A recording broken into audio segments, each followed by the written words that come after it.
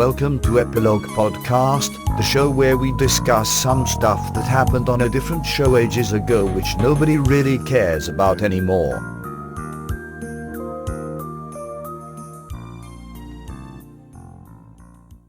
Hi, I'm Portponky. And I'm LeBloc.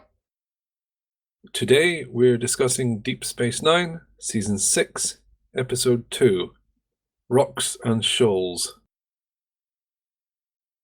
Team Cisco are marooned on a rocky planet with some starving Jem'Hadar and their injured Vorta. Meanwhile, Kira has doubts about her position in the Dominion hierarchy. So things are still not resolved. No, not even really close to being resolved. Which is awesome that they didn't reach for the reset button. Not even in the opener, and still, things are in chaos. They have found so much comfort in that reset button that the amount of restraint they've shown here is awesome, really. Awesome is what I'd say. It is awesome. They're operating with a ton of confidence now. Yes, and the show is better for it. I kept thinking how bad this plot would have been if everything were solved in the season opener. How silly that would be to have the station be taken over and then they immediately take it back. What would they have been doing in this episode instead? It'd probably be a Jake story. Jake would talk about how he was robbed of a career as a journalist. I really like that he's bad at interviewing, that he needs to sharpen his skills. It's new for him. He should stumble. And if he were a crack interviewer right away, it wouldn't make any sense and it would fall flat. He's okay. He isn't good at playing the political game. He's not terrible, but it's good to see him stumble. Well, it's good if he's not a massive Mary Sue. It doesn't just proclaim, I'm going to be a writer, and then become wildly successful overnight. The Quadrant's greatest reporter, Jake Sisko.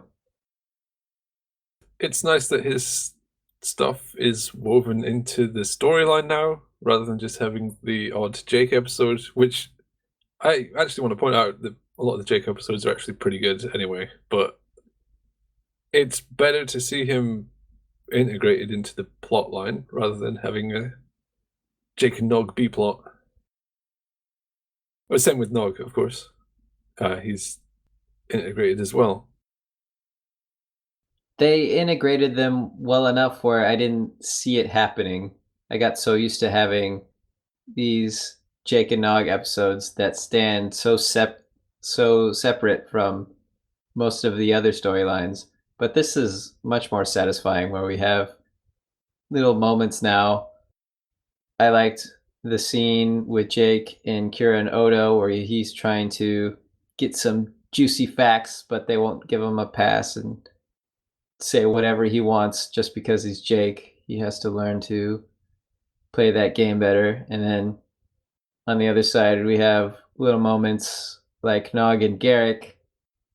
Nog has not forgotten that Garrick almost killed him or held him captive, and he'll only follow him from behind.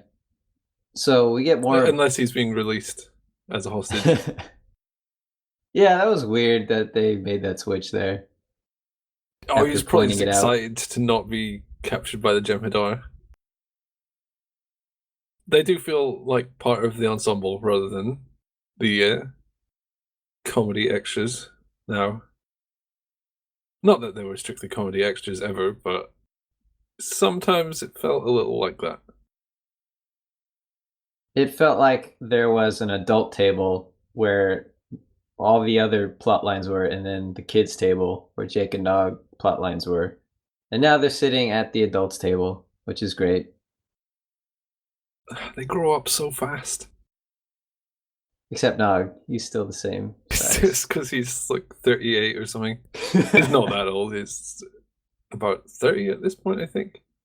28, to be precise. So his height is unlikely to change. Nog starts wearing lifts. He gets self-conscious about his height. He is really quite short. I don't know if they emphasize it, but he seems like half the height of most people. Which, I mean, it makes sense they hire someone who's not particularly tall to portray a child. I guess they just didn't plan ahead. It especially stands out when he's with Jake, because Jake, at this point now, is very tall. He's possibly the tallest guy on the cast. Worf is the tallest regular cast member. Jake is second by an inch and a pinch. It wouldn't stick out so much if he weren't paired with Jake. That's the problem. I'm sure they seeing it all through a camera lens distorts it anyway. I'm sure the actual height difference is not so significant. But sometimes it does feel like if you got two Nogs and stood them on top of each other, it'd be the same height as Jake.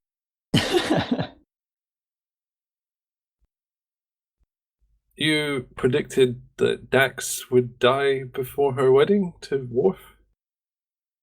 I did, and that's looking more likely. I was wondering.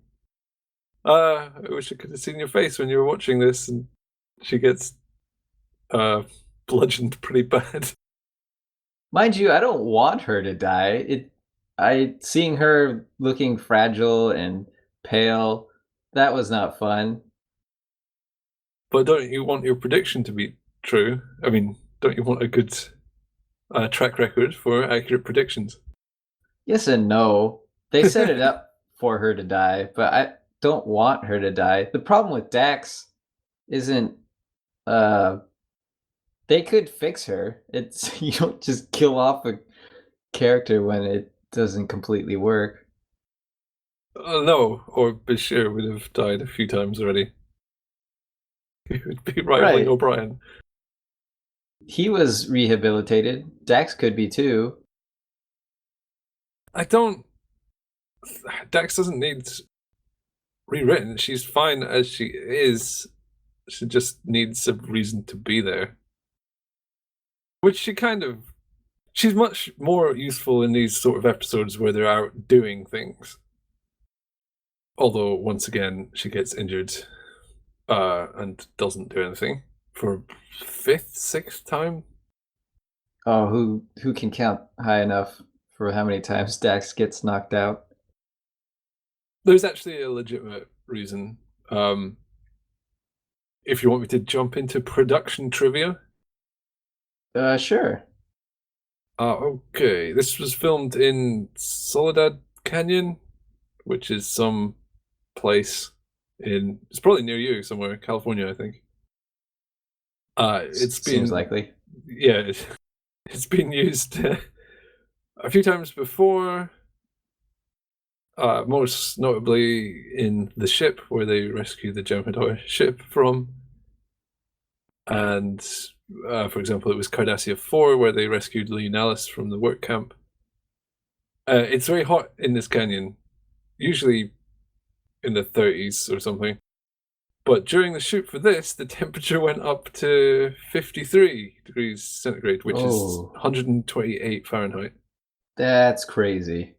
Yeah, it's kind of barely survivable. I don't know if you noticed that all the Jem'Hadar had really red eyes. I did notice that. It's because the makeup was melting and going in their eyes. Oh. The paint for their skin was melted at that temperature.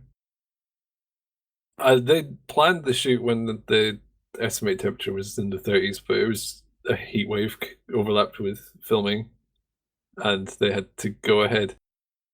But anyway, Terry Farrell has skin sensitivity. I think I've mentioned this before.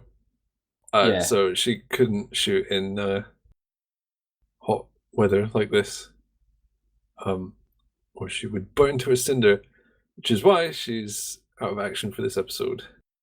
So that means this episode was rewritten. I don't think she'd have been able to do it even if it was in the 30s. She's got like UV sensitivity or something. I don't exactly know what it is, but it's in previous episodes whenever they do external stuff in hot environments, like when they went to Ryza in the like He Who Is Without Sin. She had to be under parasols the whole time.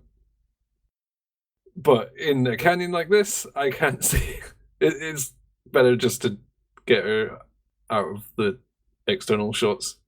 So they wrote her to be in the cave the whole time. That's too bad. I love when Dax is beating up people. I must say, the incredibly high temperatures did give some fantastic shots. There's a shot of Garrick looking down upon the dead Jem'Hadar that's so menacing.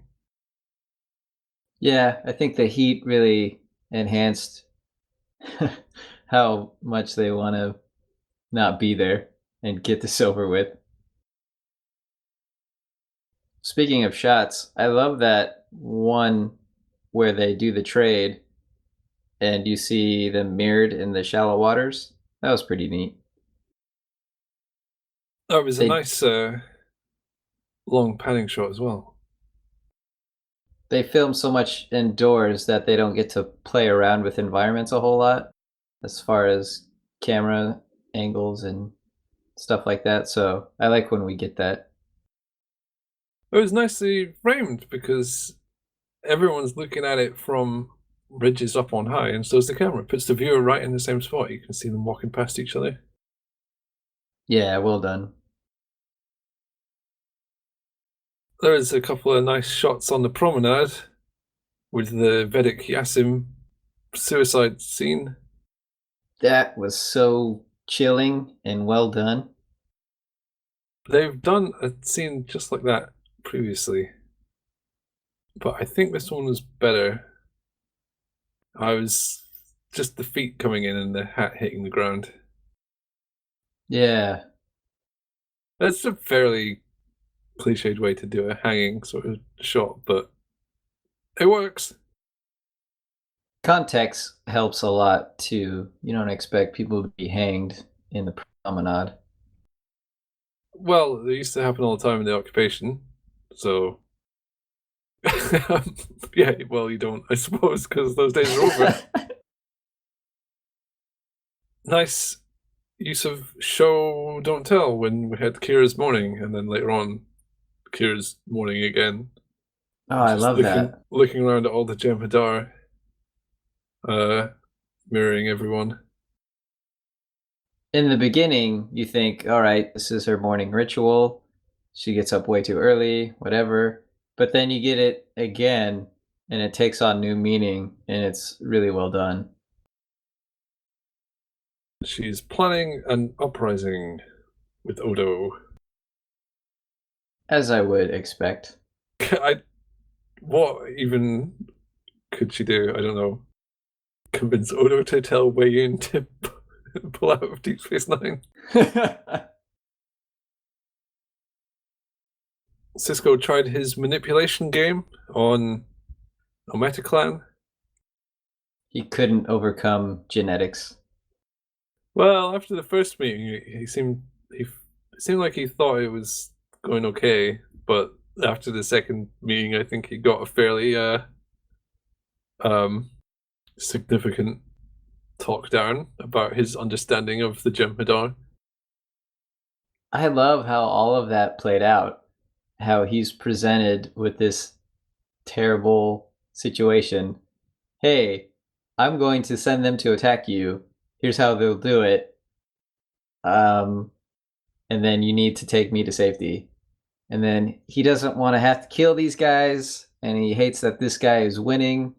Tries to go around it, find another way. It doesn't work. It's great. He has to make tough decisions. Again, he pulls the captain card. This isn't a vote. I don't care. I'm making the choice here. Good stuff. I think for Cisco, it's not so much about winning. Oh, of course, like any one in the charge of people. They want to win, especially in a war. You want to win. You want to go home, take your troops home. But in this one, it wasn't about winning or losing. Kevin was controlling the situation. They were all under his thumb. Kevin said, well, either you die or whatever, you kill my guys and take me. You're doing it my way, though. I don't think Cisco liked losing control of the situation to this injured guy on death's door. Oh, absolutely not. He wants his choices to be his. Yeah, this guy is dying. His troops are marooned. He's out of everything. This is one tiny part of the Dominion at their weakest, and Cisco still can't push the situation in his favor over them. Especially at the end when the guy says, if I had 2 more vials, you wouldn't have stood a chance. And he couldn't sway things doing something he's excellent at, which is manipulating people, which has served him very well in the past. None of his ideas worked out here.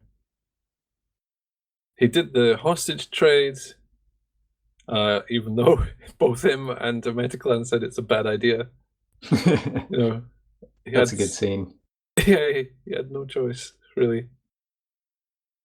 And the worst part is the Vorta exploited their will to live, and he couldn't exploit that in the Jem'Hadar because they don't have it.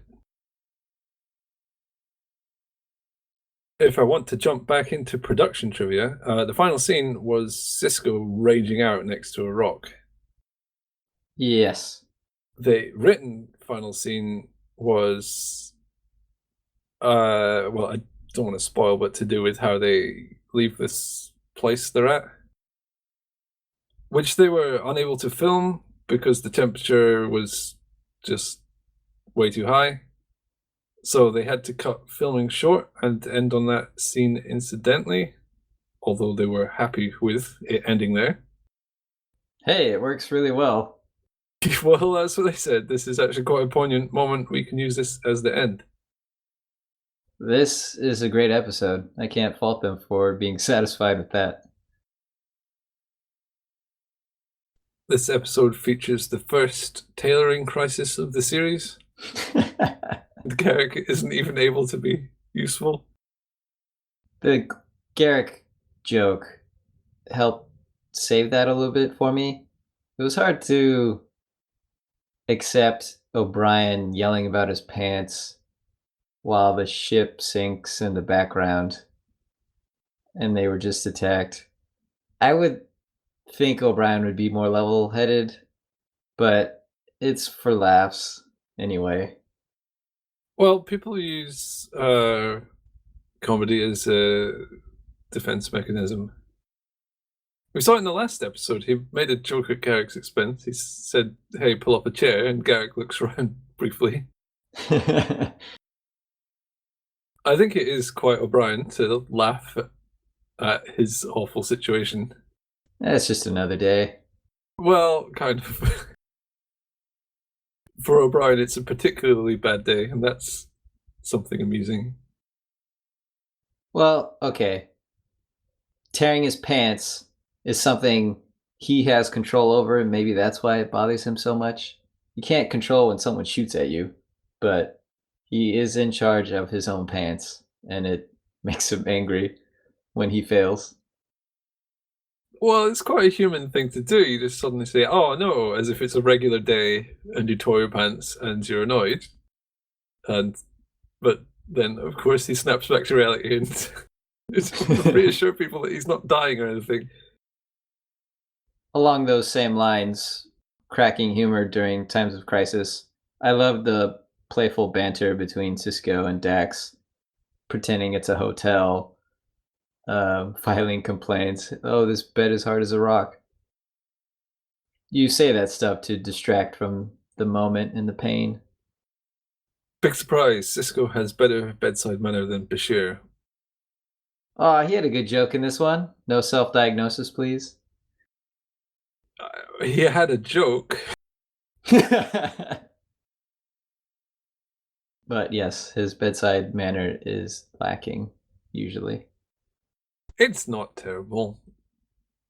Just Cisco's is better, but that's no surprise. Cisco uses his mouth to get out of tough spots more often than Bashir does. I liked that there were red shirts that didn't die. Oh, I know. Once I saw that woman, whom we've never seen before, I believe. Oh, we I probably thought- have. Yeah, maybe. But she's nameless, and I thought, well, you're dead. There's no way you're surviving this episode. It's almost funny when at the end, Bashir's checking the male red shirt and he's like, yeah, no, dead. And they look over to the woman and she's like, well, I'm still alive. Should I be dead? I can lie down if you want. I suppose that demonstrates how easy the battle was. Even a red shirt lived. Yeah, that's when you know it's an easy one. Although Cisco's, Dax is still out of commission. well, we'll have to wait and see. Do you have some words of wisdom for our new Vorta hostage / POW? Evil must be opposed. Yeah, That made me laugh. that's what, Morality 101? Bad things are bad. Oh, not bad things. Oh, I'm against them. But I think the real meaning of it is that you have to stand up to evil. You can't let it go unfettered. Yeah, they're not going to fade away. Well, the Federation might beat the Dominion, but at the moment, that is not a situation that looks likely. The Dominion seem very much on the offensive. It is important to stand up and do the right thing. And it's difficult too. It sounds nice, but it's not always easy. Oh god, no, it's really hard. Yeah. Kira is a great example. She fought in the resistance. She vehemently opposes the Dominion and Cardassian occupation. Yet there she is working on that station. Well, she kind of fell into this. Much in the same way she fell into the resistance, she's fallen into, in her words, being a collaborator. Although that's possibly an inflammatory way of viewing it. So I guess she woke up a bit, especially after Yasim offed herself. It was a wake-up call. Now she's got to, for the first time, take the reins. Get something sorted. Calling- Dominion. Calling herself a collaborator is unfair. She's not going out of her way to help them. And I see it as her biding her time, assessing the situation, not doing anything brash. Until when, though? Until they've completely taken over the Alpha Quadrant. And then she'll say, right, that's it. Now's the time. I really don't like you guys. Then I said it. I didn't think it would come to this, but I had to say it. Maybe she will say this in the very next episode. Ducat, you're a bad man. Oh, well, I'm sure Wayne would be like, yeah, he's terrible. I've been waiting for a moment when I could chuck him down the airlock. Let's find out what happens by watching the next episode. Excellent idea. I don't know how you come up with these great ideas. Just copying what we did last podcast. Oh, all right. Okay, let's go. Bye.